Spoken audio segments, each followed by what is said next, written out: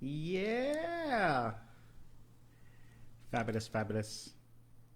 Let's let this click in. We are live. This is wonderful. This is yummy.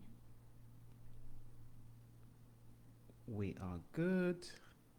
So thank you. Thank you for this opportunity to connect with you today. I'm very excited about our time together today. For those of you who haven't seen this crazy Brit before, I'm Daniel Mangena, creator of the Beyond Intention paradigm. I empower people to live more abundant, joyful, purpose-driven lives, and I do that with some groovy stuff. And today we're going to be talking about some of that groovy stuff. This is episode 4 of Beyond Magic, this show which you are here witnessing.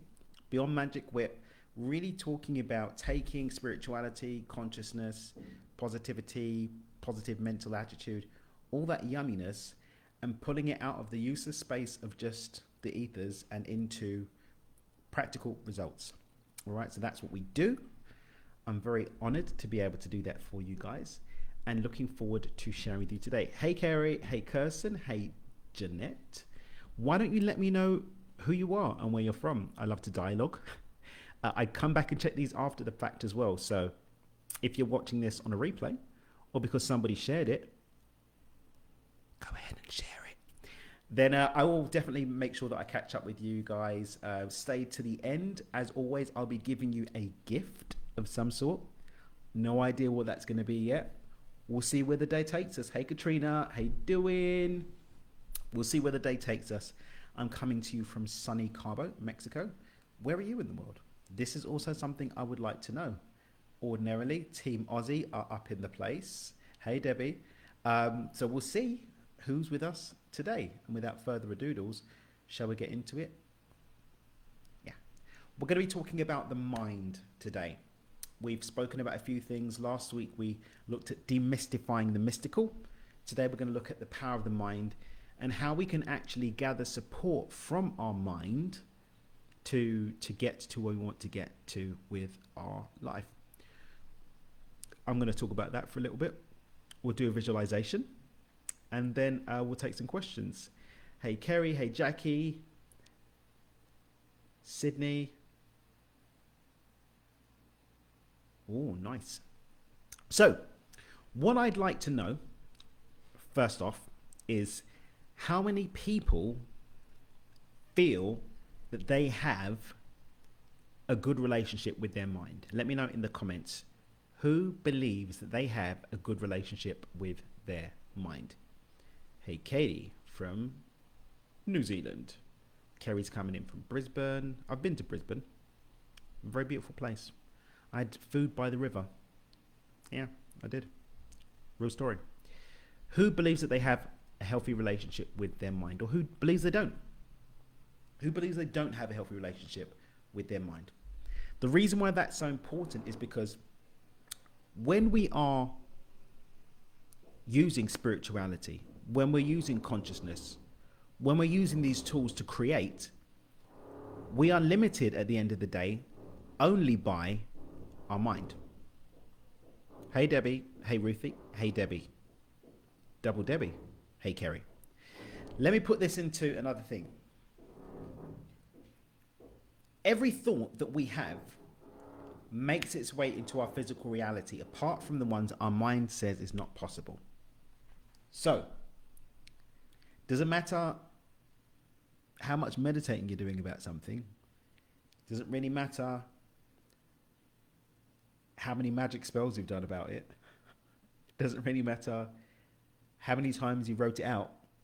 If your mind does not believe that it's possible, you will not see it. Hey, Yvonne.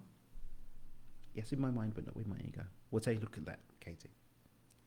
So what we're going to look at today is developing a relationship with our mind that facilitates more of what we desire to experience being permitted to show up in our life.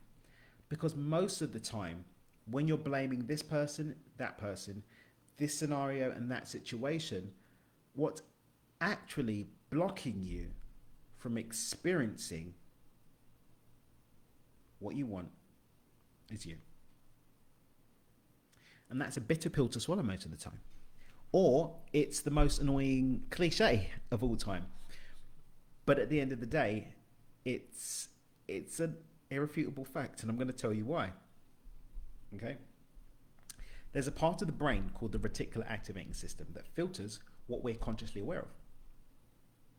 When that reticular activating system is shut off, it doesn't matter what opportunities come into your world, you literally will be blind to it. You'll be blind to it. You won't see it.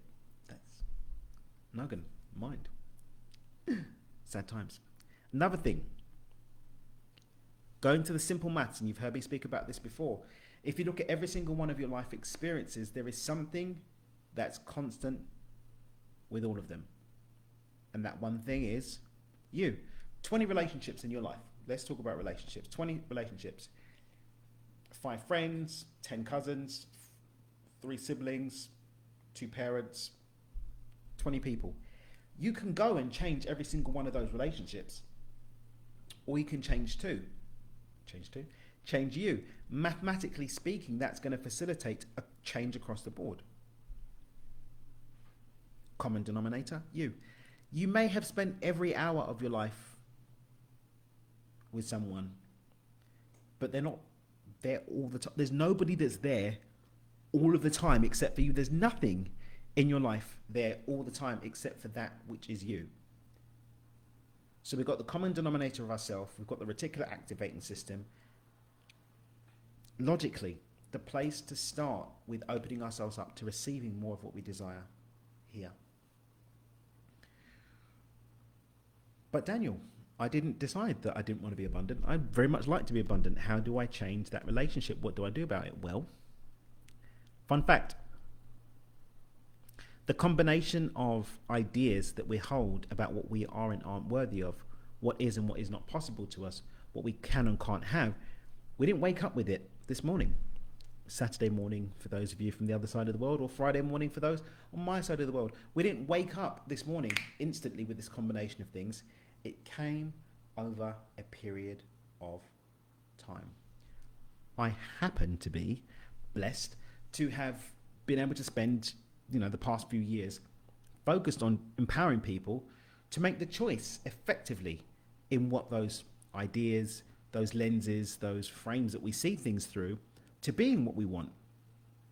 Because it is just a choice, and we'll talk more about that today. We spoke about that a couple of weeks ago, that everything is a choice.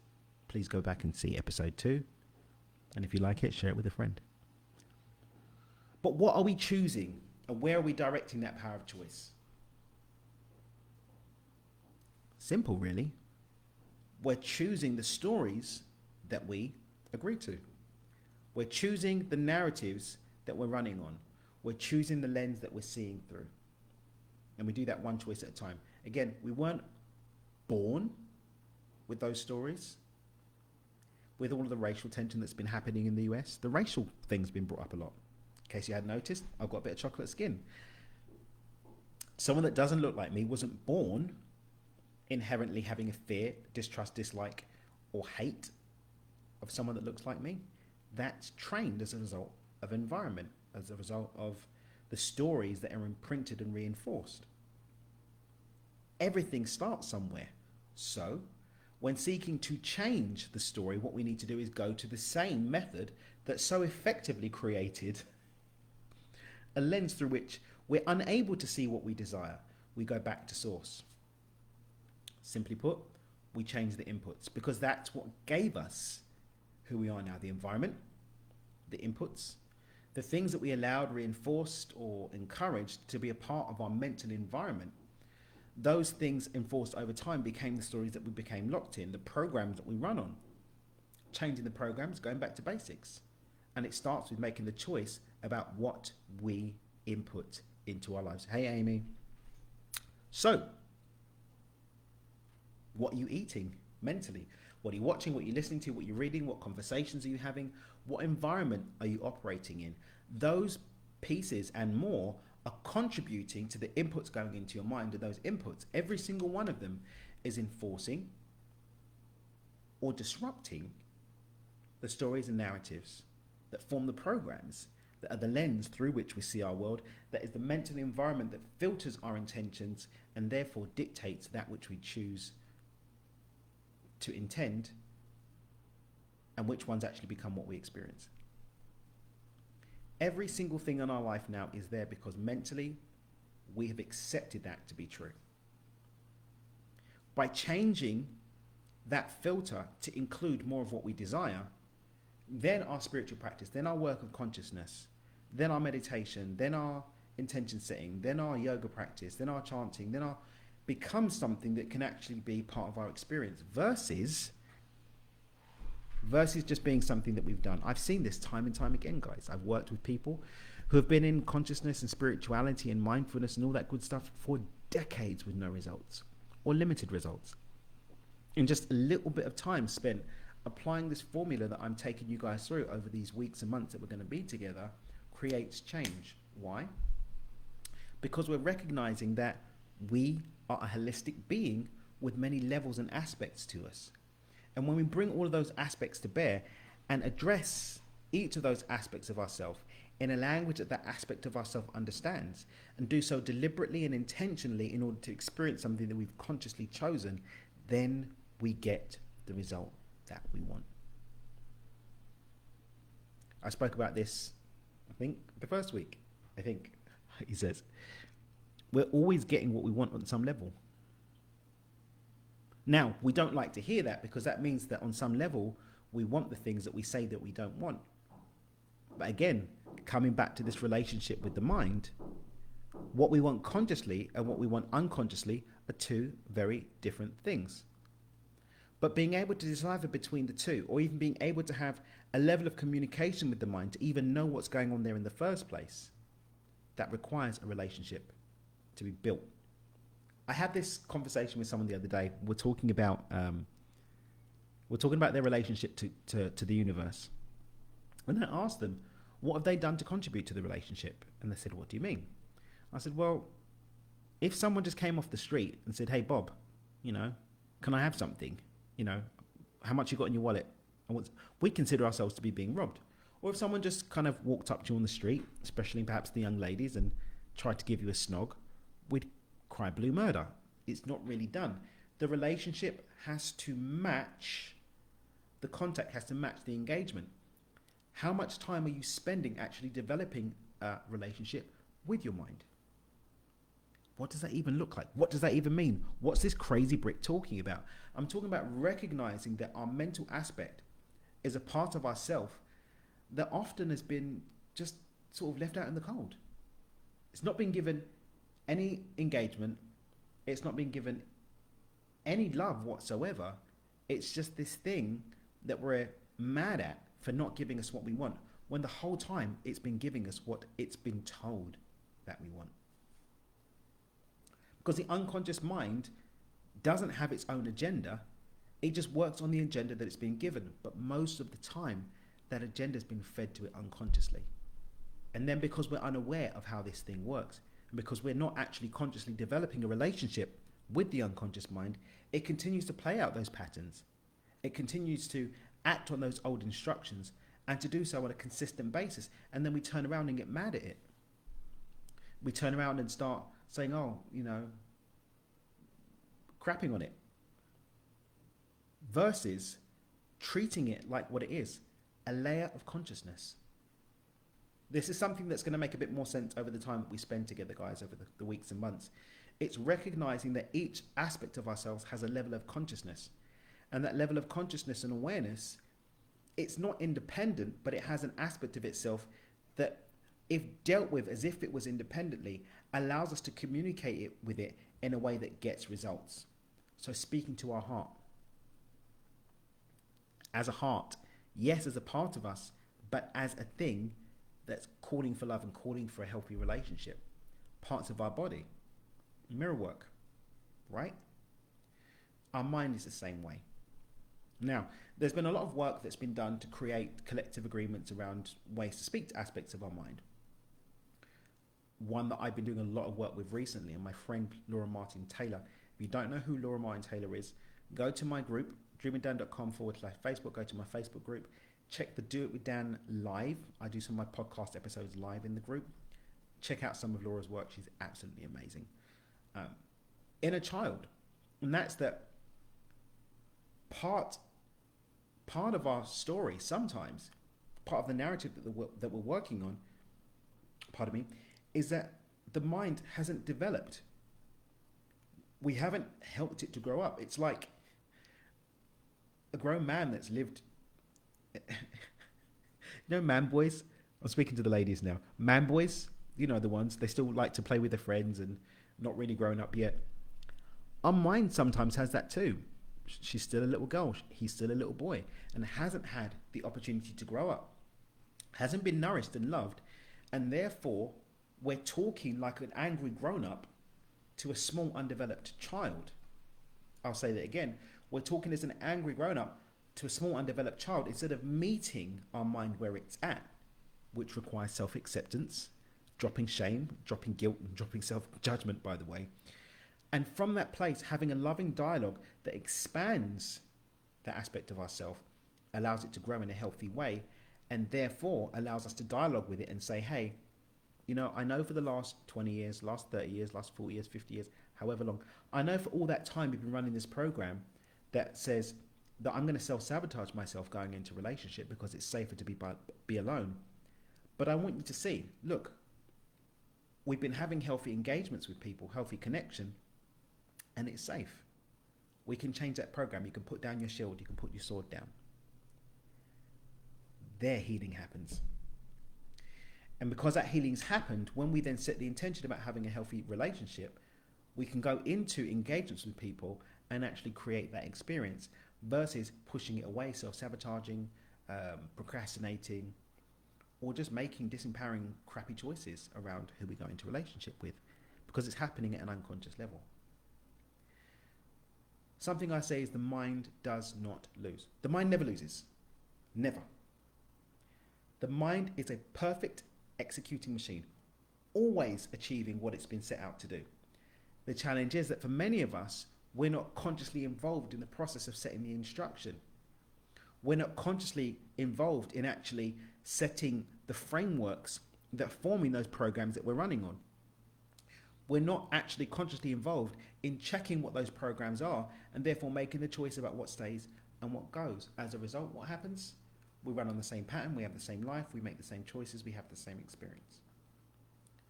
But again, this comes down to choosing what the inputs are because that's what led to the program in the first place. How can we start doing that? First and foremost, take stock. Have an audit. Here's an exercise. You ready? Spend an afternoon not acting instantly on your impulses, but challenging every one of them. This is an exercise I love to give to my coaching clients.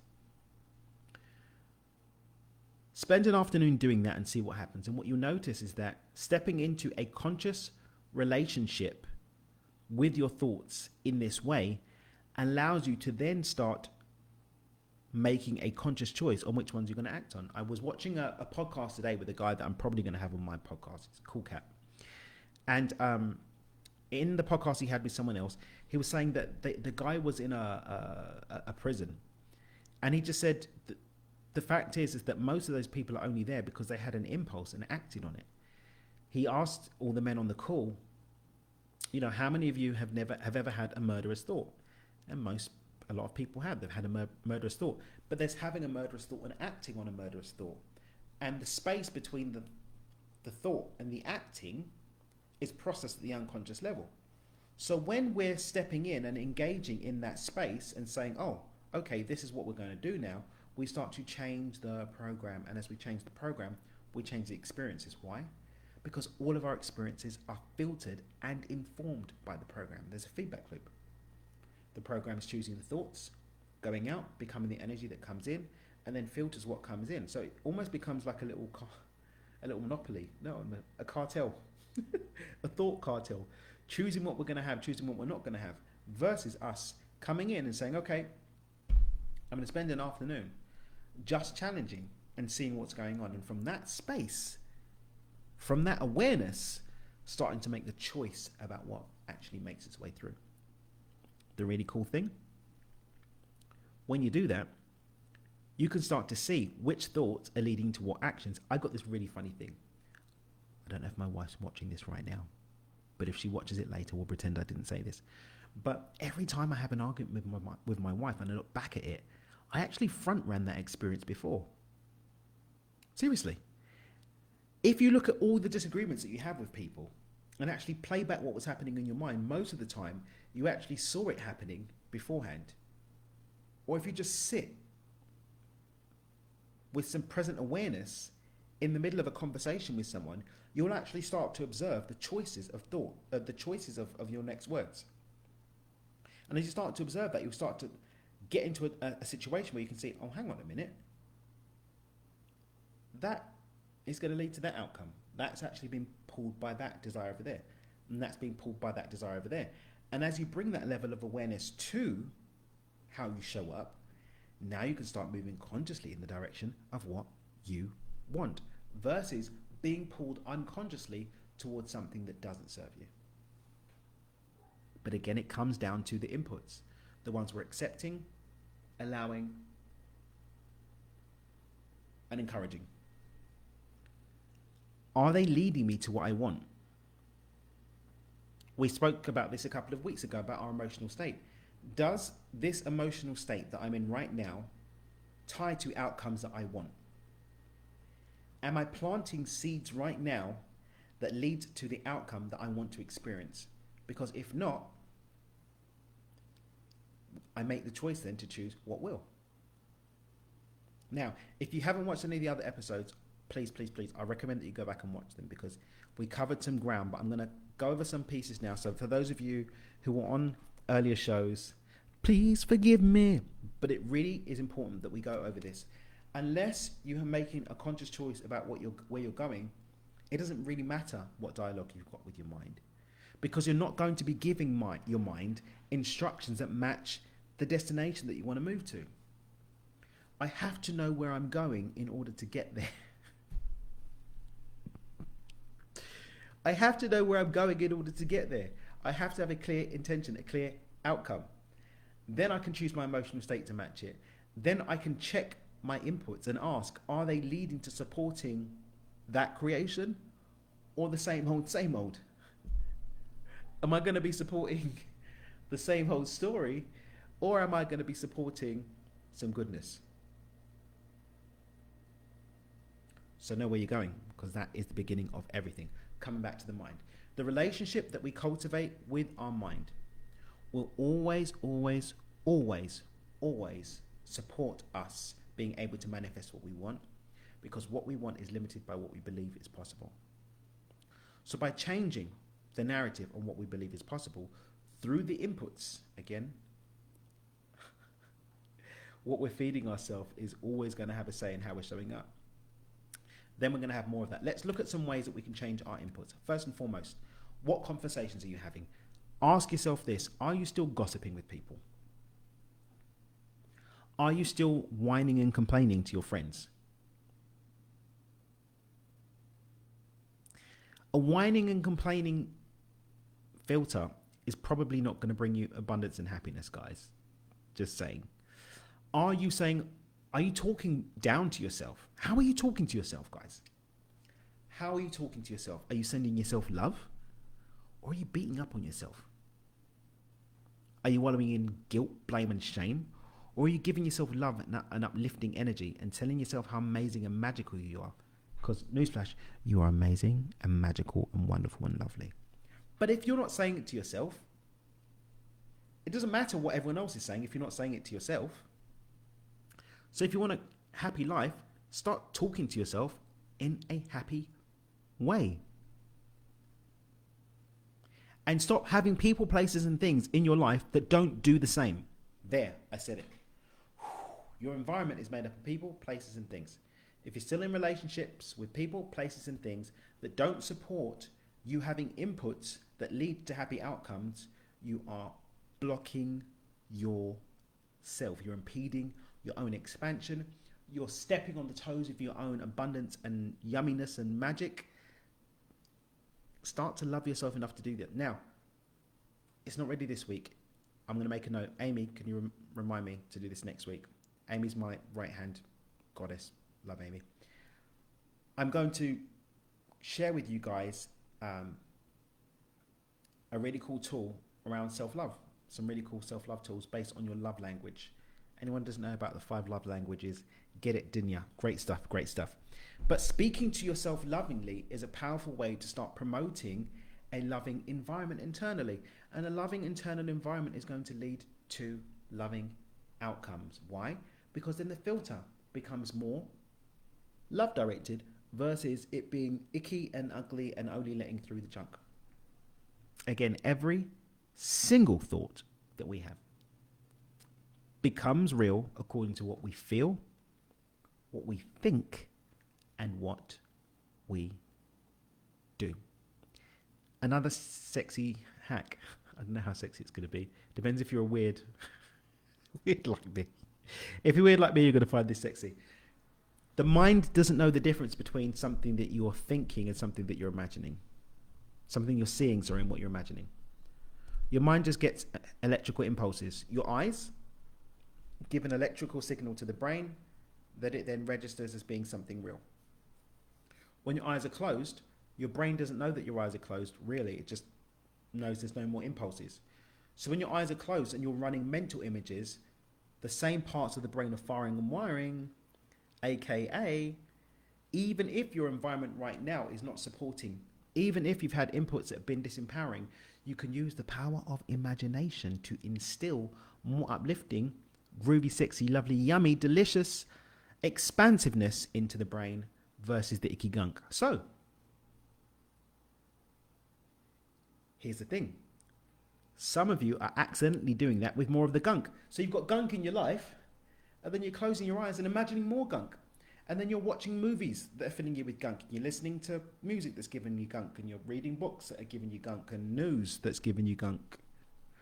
You're watching Facebook pages that are giving you gunk, and you're looking at Instagram accounts giving you gunk, and you're on Twitter listening to people giving you gunk, and then you're wondering why your life is full of gunk. Really? Take a step back, guys. Follow my instruction here. Go in, try it. Half a day. Now, for those of you in my side of the world, it's coming to the evening. Those of you in the UK, it's bedtime. Why are you awake? If you're watching this on the replay, whatever day it is, blot out half a day when you will endeavor to just track where you're at. The same way that I gave you guys the check-ins, I think week 1, with how you feel. What are you thinking? What images are running through your mind? And are they enforcing, encouraging, supporting what you don't want? Or are we disrupting that and starting to introduce more of what we do want? We cannot experience anything that we haven't first seen in our mind, and everything in our world was first seen in our mind. The brain doesn't know the difference between it being imagined and it being real. So by starting to choose to run images of what we want, we can start to dislodge and disrupt some of those old patterns and introduce a new uplifting one that matches what we desire. But that does mean that you need to know what you desire. So again, know what you want. And if you don't know what you want, go back to week 1 and week 2 and start looking at what you want, because that is going to lay the groundwork for everything. Really cool hack. I'm going to give you a hack. You ready? I can't see anybody saying that they're ready. I need at least one person to say they're ready before I share this hack. Pop it in the comments that you're ready and I'll share this hack.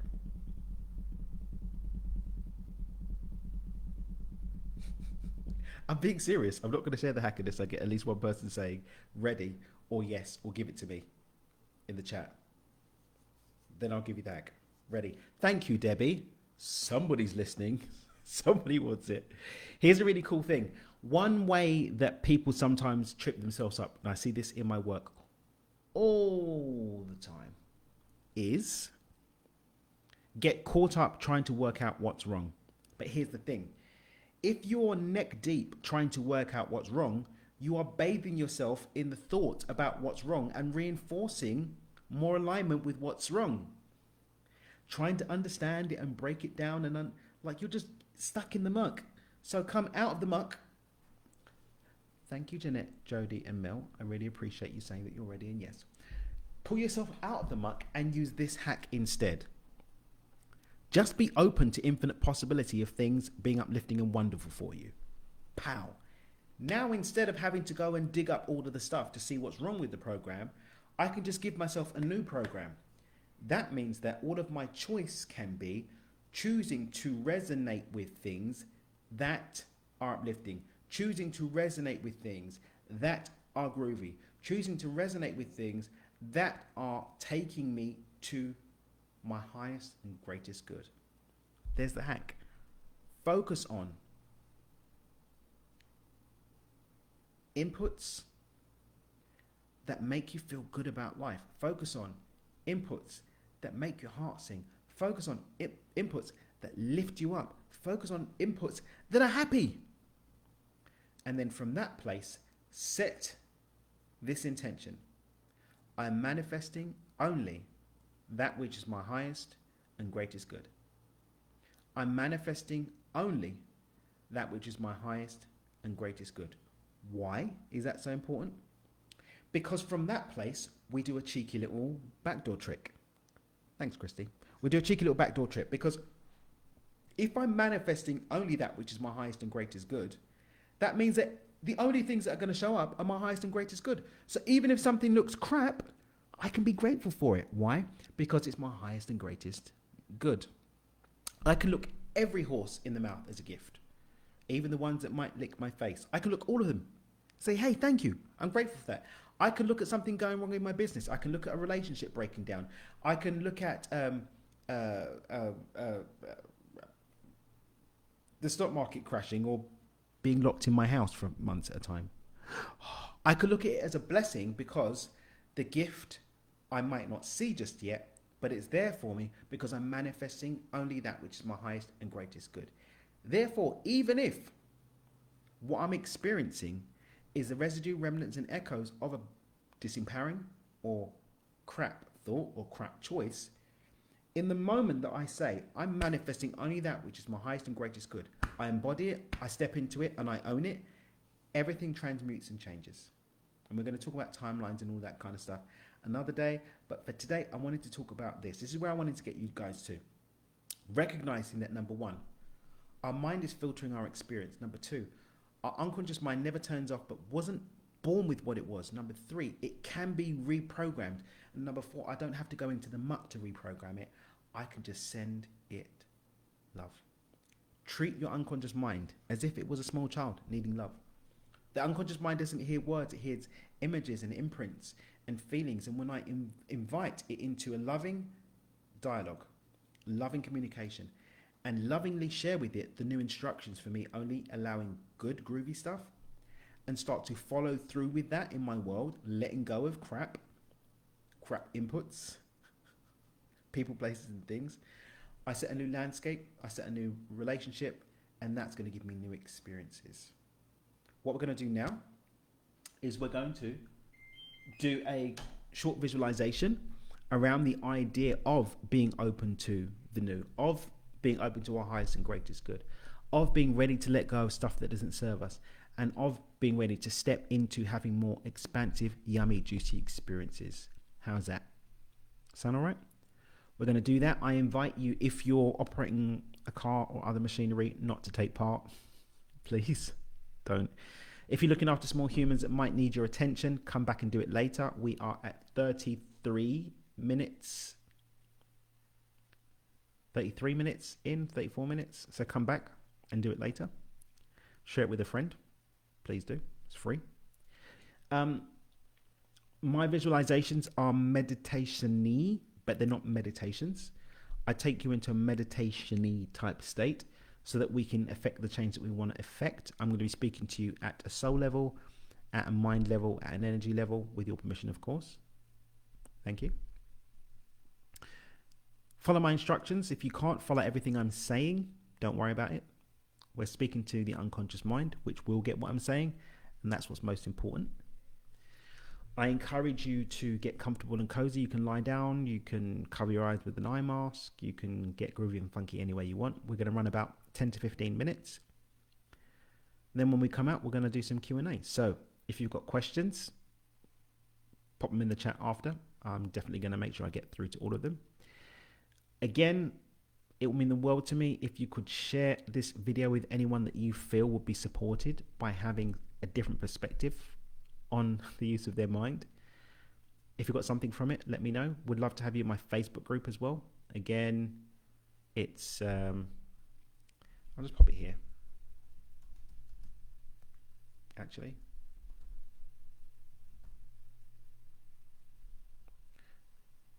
I guess I won't put it there because it doesn't want to go there. Dream with Dan is my Facebook group. You can go to Facebook, dreamwithdan.com/Facebook. It will take you to my Facebook group. There's loads of groovy stuff in there.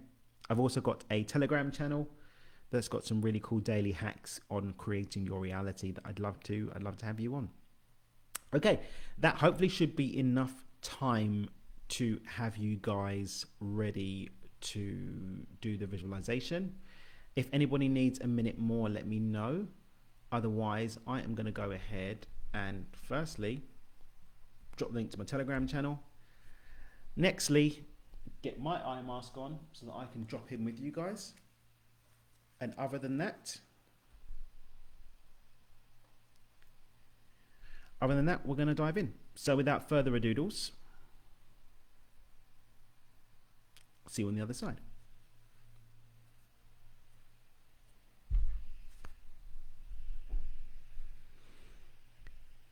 I invite you to relax now and enter into a space of comfort. Allow the sound of my voice to be your guide now as we endeavor to take a journey into our inner space and communicate with ourselves in a way that allows for expansion, for growth, for more light, yumminess and deliciousness in our lives. I invite you to just allow your skin to be present in your awareness. The clothes against it, the chair, the seat, the bed beneath you. Allow yourself to enter into a deep and pronounced state of present awareness. Now, I invite you to surrender for a moment the thoughts of the day, cares, anxieties, and all and anything that will stand between you and this opportunity to grow and expand through this visualization, this journey into a new state of being. Allow your conscious mind to relax and release the reins as you step forward with your unconscious mind and gather around a fire of expansion, growth. We'll use the breath now to access the parasympathetic nervous system, to shut down from the cares and the worries and to step into a space of wholeness here and now. And with this choice, this intention, this acceptance of my invitation to come back to the present moment and go within, I invite you to take a deep breath now, filling your stomach, filling your chest, and holding that breath. And as you hold, hear the number 3. Breathe out. 3, 3, 3. And relax and allow your lung to remain empty for just a moment. And breathing in once more, filling the stomach, filling the chest. As you reach the fullness of breath now, pause. Visualize the number 2. Pause, breathe out. 2, 2, 2. And allow your lungs to remain empty. Breathing in once more, filling the stomach, filling the chest. Allow your mind's eye now to move to an image of a beautiful plant or flower. And as you hold, see that image. Now breathe out, and holding that image, relax, relax, relax. Allowing the breathing rhythm now to continue on its own, giving it no mind or attention, no care. Let it be as you, staying here present in this moment, falling gently into the sound and the shape and the curve and the rhythm of my words as I invite you to. Join me on this journey, moving to a fireside where we will enter into a dialogue with the mind. The portal here, though, is through the heart, and so I invite you to join me as we count from 10 to 1, making a journey into the heart through this portal so that we might dialogue with the innermost levels of our mind. 10, dropping in now. 9, relaxing. 8, going deeper. 7, 6, going deeper. 5, 4, going deeper. 3, 2, 1, relax. And just be. Notice what sensations arrive and arise as you make this journey through the portal of the heart.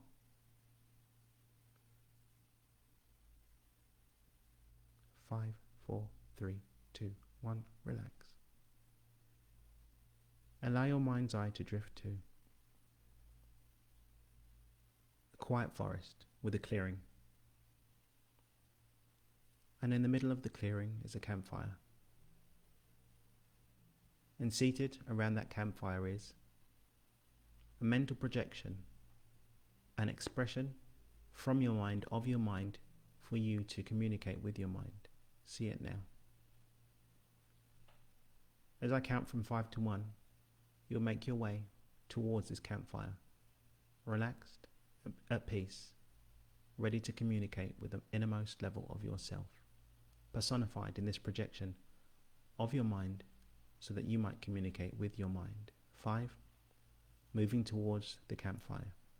4, relaxing into this experience.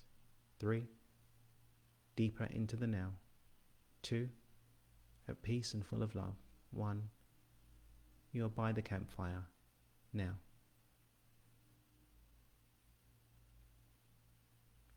Allow yourself to sit here by the campfire and notice that your pockets have something in them. Allow playful curiosity to enter into your mind now as you come to an awareness of the fact that your pocket has a symbol, a token, a representation of everything in your life now that represents all and any blocks, impediments, restraints or restrictions on you experiencing a life that's a manifestation of your highest and greatest good. Taking this token out now in your hands, allow yourself to feel the shape of it, the weight of it, perhaps the color, and allow the projected representation of your mind to come and sit beside you now. And any form that takes is okay and perfect. And together, you and your mind, play with this thing for a moment. See how small and insignificant it is.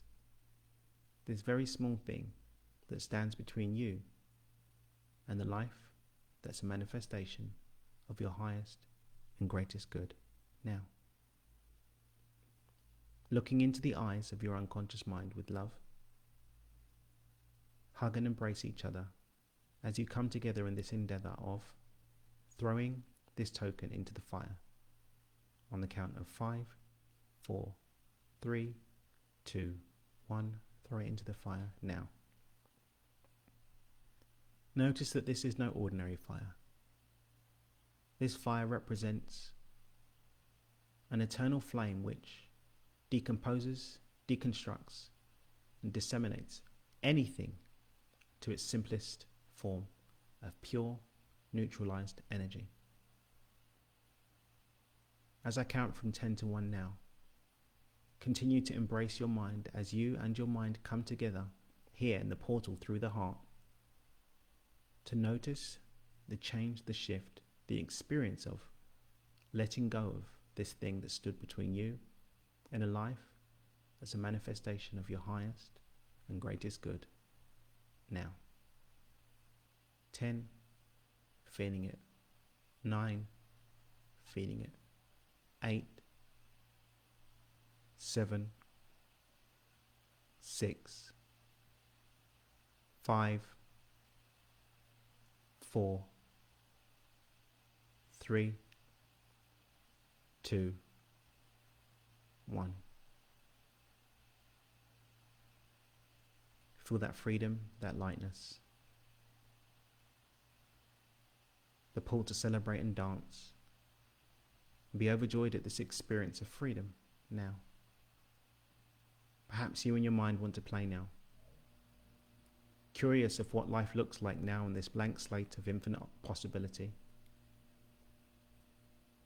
Unburdened by the past and ready to move into the future from a loving space of oneness, communication. Look into the eyes of your mind now. Allow a connection to form, a bond, a relationship that you will continue to foster, cement, encourage, and give life to in your outer state of waking consciousness. Make a commitment now to feed your mind only that which continues to reinforce this new space of expansion, of love, of joy, of peace, your highest and greatest good. As I count from 1 to 5 now, allow this to be embodied, seeping into every state of your being, every layer and level of consciousness, fully drunk on this beautiful energy, this uplifting energy.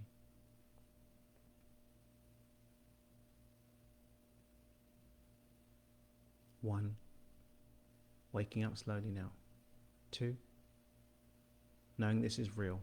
3, embodying this experience.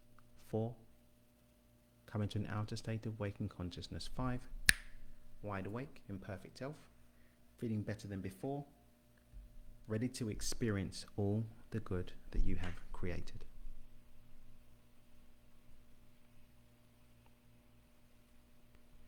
Hey you guys, welcome back. Welcome back. Welcome back. Yeah. How was that, guys? How you doing? Just flicking through to see if we've got any questions.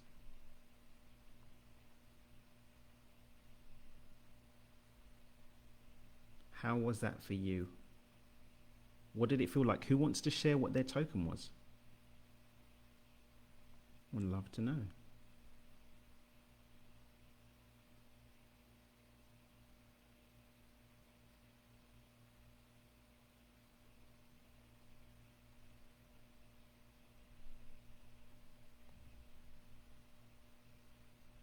Just checking through if there was any questions during the teaching section of today.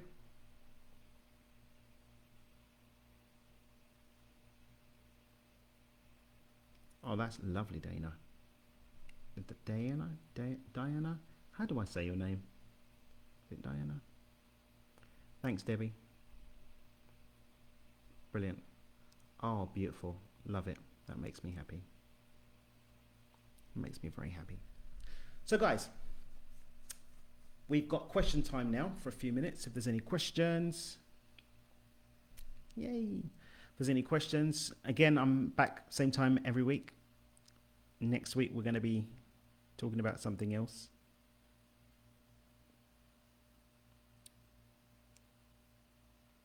We're going to be talking about finding flow next week. Finding your flow. An F-shaped token. How interesting. It's always interesting to see what comes up. Oh, wow. Okay. Some really cool symbols that you guys had and tokens. And there's no need to even like overthink what it was because it's gone now. It's in the fire. Maybe one day I'll speak about the esoterics of what we've done there, but we literally went into another dimension, took a representation of what's in this dimension, burnt it and came back to a different dimension. That's what you do with my visualizations. Interdimensional travel. So that's cool. But yeah, same time next week. Again, you can join my Facebook group. I put the link to my Telegram chat as well in the Telegram channel. And I share a little reality creation hack every day. Not long, like a couple of minutes of stuff every day. Would love to be friends with you as well if we're not friends.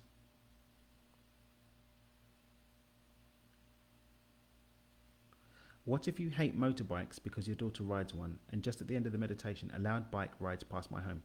Will that interrupt my good? Nope. Nothing can interrupt your good unless you say that it can interrupt your good. And at the moment, probably this first month, we're going to do a bit more sort of entry level stuff. And then we're going to go into some like reality creation magic. But this first month in the show, I want to cover a lot of these basic bits. But you can only be affected by what you give power to. So if you make the choice that that symbol represents your good being disrupted, then it will be. And if you accept that sometimes motorbikes go past the house and sometimes that happens when I'm just coming at the end of a visualization, then that's what it will be. Things only have the power that we give them, which is really cool because we can deliberately give things power that we want to give them. So that's that one. So I'll give you guys a couple more minutes to ask any more questions. Light, soft, smooth.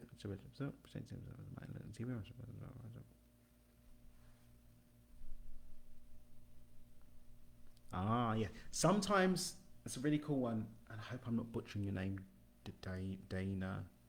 Diana? I'm going to go Diana with a groovy spelling of Diana. Sometimes we feel like holding on to something because it's familiar or it feels good, but not everything that feels good is good for us. And not everything that's pretty is lovely. So celebrating you for letting go even though it felt really good in your hands. Because sometimes we don't have our hands ready to receive our blessings because it's busy holding on to stuff that doesn't serve us, which is no bueno. No bueno at all. Wonderful. Glad that it served you, Mel. Okay, guys. Well, like I said, I'm going to keep coming back to check the comment thread. I'm also going to come back and make sure I send you guys all a like. Would love to hear from you, how this is evolving you over the course of the week. Please do share. Share with a friend who will be served by this. Let's have as many people living more abundant, joyful, purpose-driven lives. Send you guys a load of love. Pow, I win. A load of love, and looking forward to seeing you next week. Until then, remember, you can consciously choose a more abundant, joyful, purpose-driven life. The gift that I'm going to give you guys today, which I hope I haven't done already, is I'm going to give you I've got a program that's normally like $200. I'm going to give you guys a link to go and grab it for free. It's called Beyond Intention Basics. It will teach you all about what I'm talking about with choice. There it is. Grab it, enjoy it, have fun with it, share it with a friend if you want. Let's have more people living this grooviness. And I look forward to talking to you about finding flow next week. Bye for now. Peace out. Keep dreaming with your eyes open. Love you guys.